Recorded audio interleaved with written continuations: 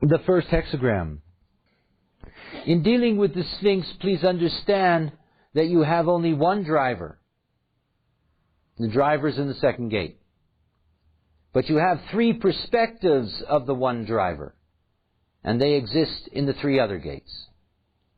So you have the logical perspective of the driver that's always looking out the front window. That's the 7. And you have the abstract perspective of that driver who's always looking in the rear view mirror. And you have the individual perspective, and they're just listening to the radio. They're neither looking forward nor backwards because they're in a Brown study and they don't see anything. They're just hearing the radio. This is the individual expression of direction. This being in the channel of the creative role model, in this channel of the individual creative process, please understand that this is about being unique. This is creativity as uniqueness. This is difference. It's about being different. Being different gets recognized. Being different gets recognized as long as it can express itself as an explainable example. It is not that the first gate is going to end up being the great artist. The first gate may create a new genre because it's a mutative force. May need to express itself in a unique way that nobody else had ever done. But that doesn't mean they will be the best at it. And it is one of my keys for individuals, for them to recognize, and for all of you to recognize through any individual gate, that wherever that gate is, that is never a place where you can be the best. Because you're not supposed to. The collective and the tribe find that stuff very important. You know, best, worst, lists.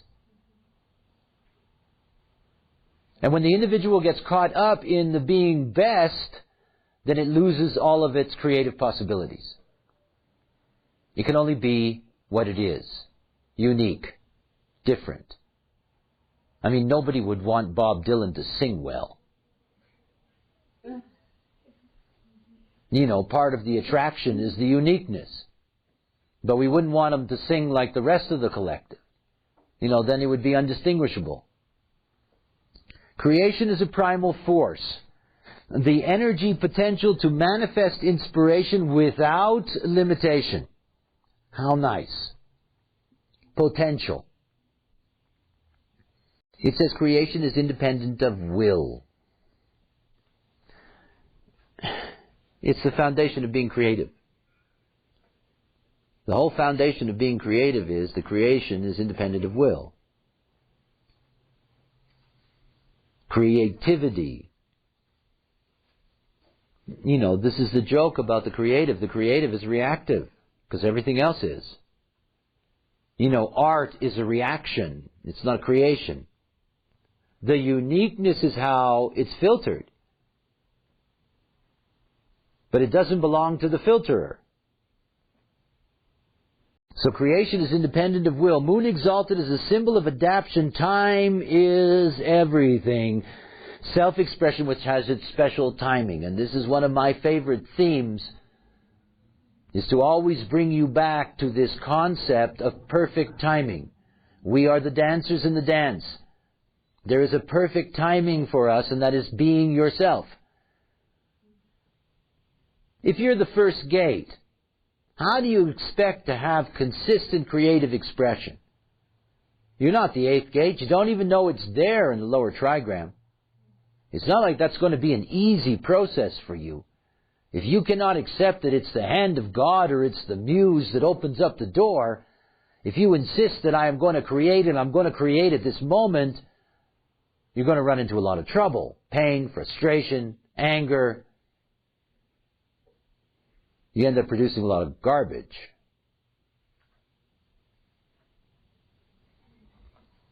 Uranus in detriment. Instability leads to distortion.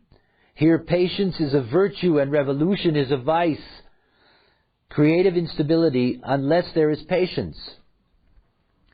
Now this is the foundation of being creative.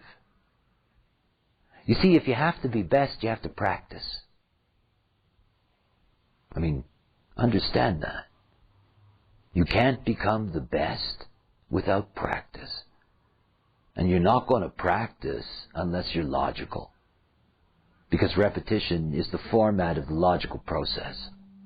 You get focused, you get in, you do it over and over and over again all of your life. But you see, to be creative is not about practice. To be creative is a spontaneous release. And it happens on its own timing. Craft is something that you can learn. But creativity is something that is like the wind. It blows or it doesn't blow, it comes or it doesn't come. And nobody and no thing controls that.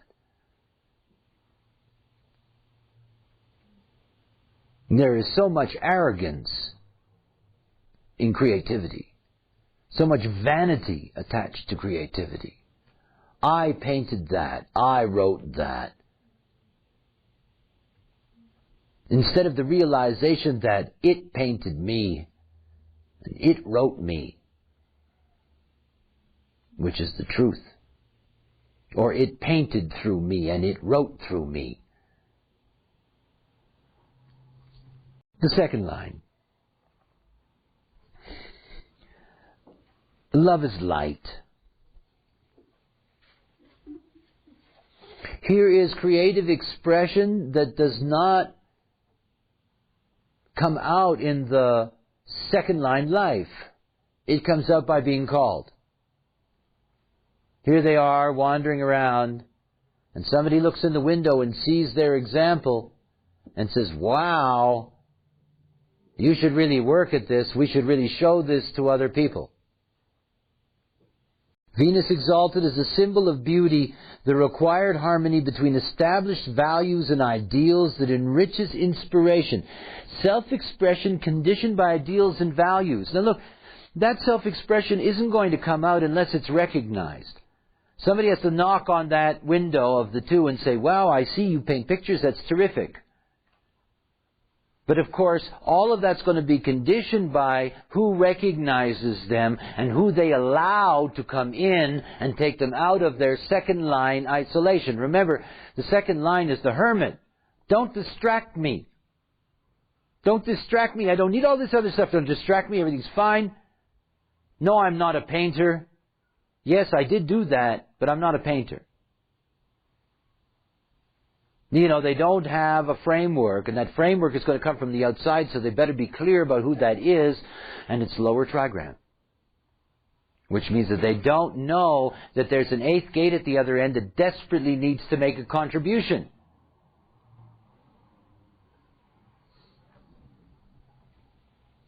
Mars and detriment, desires and passions have their place, but not at the expense of creation. Self-expression limited by desires and passions, and it's really the same story. You see, this uniqueness of expression.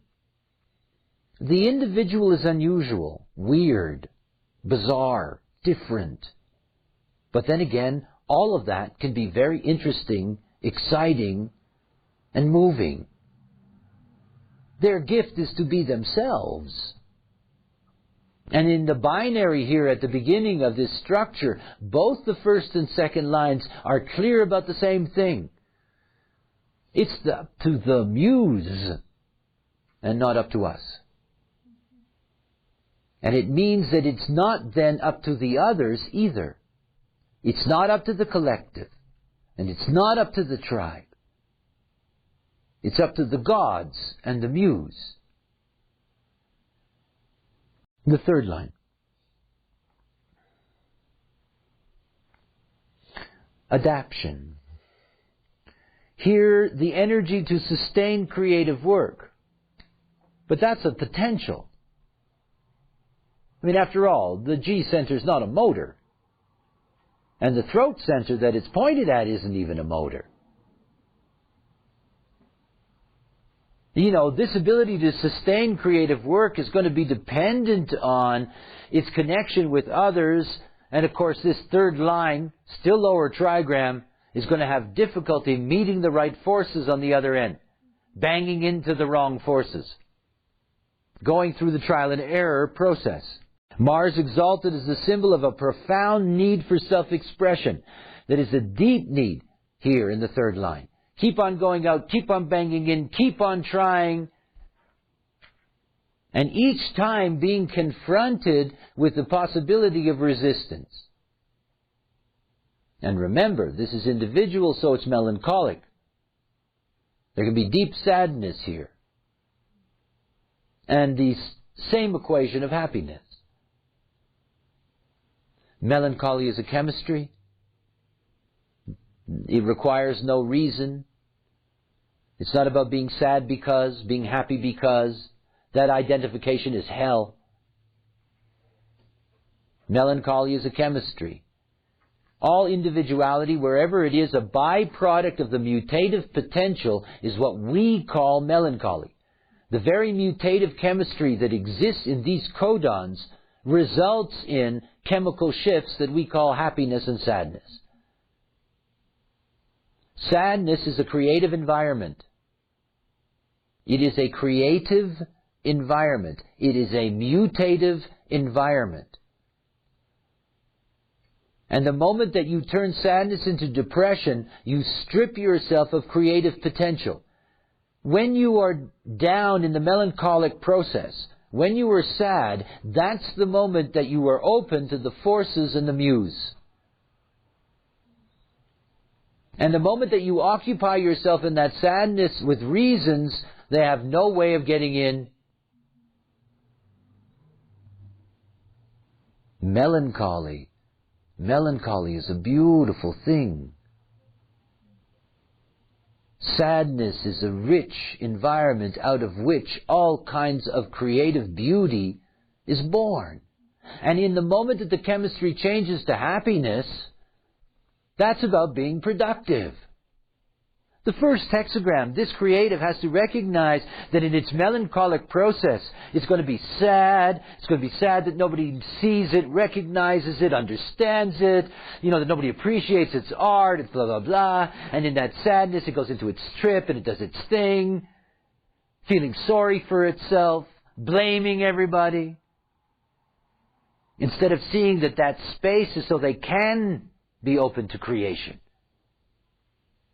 And that at the moment that they go to the other side of their chemistry is the moment that the possibility opens up for them to be able to empower others with that creativity. So here is the energy for the creative work. The earth in detriment. And you'll notice that as a cross, this will eliminate this exalted. Material forces can disrupt creativity and lead to over-ambition. Materialism disrupts creativity. The moment that you say, if I can paint that, I will get that, what you paint is going to be inferior in its quality. And it's going to be inferior in its spirit. It can only come out when it comes out. It is not about being conditioned by whether or not it's going to benefit you. This is not tribal circuitry. This is individuality. And in individuality, it's going to operate very differently. The value of materialism to the individual is that they can spend money to make sure that more people notice them. And that's what they do. It isn't for the things that the materialism brings. They're not tribal. The fact that you can be a terrible painter and you can buy good ads in the New Yorker doesn't mean you're going to sell your paintings. Again, it goes back to being clear, A, about how you enter into the experience, and B, the recognition that creativity is not something that you can control. Creativity, creation is independent of will. By the way, that means that there is no proper equation for rest and work. You could be like Picasso, who painted with dissatisfaction till his dying moment.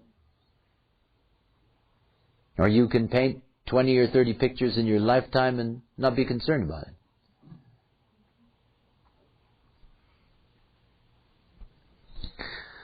Good joke now, upper trigram. We finally get to the transpersonal. I mean, after all, individuals aren't particularly social. So what you're looking at here transpersonally is looking for allies for empowerment rather than looking for friends. And the fourth line is called Aloneness. The line actually has a long name. Aloneness is the medium of creativity.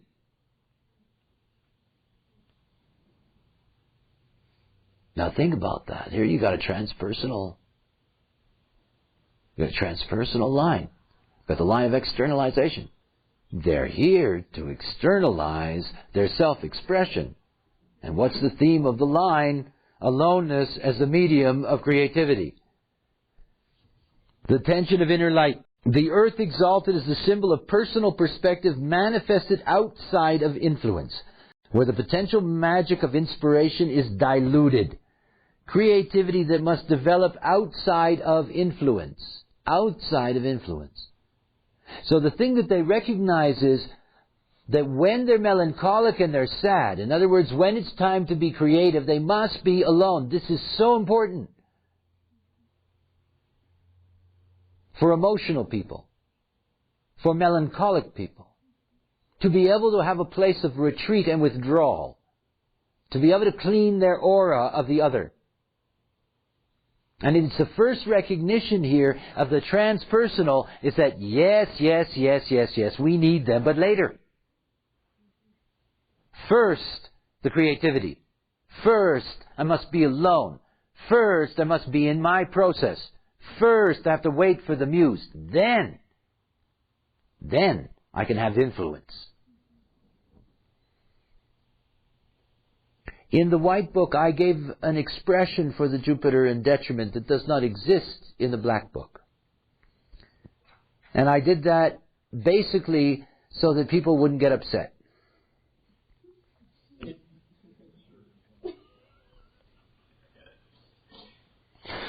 The need to influence that abandons aloneness and limits creativity.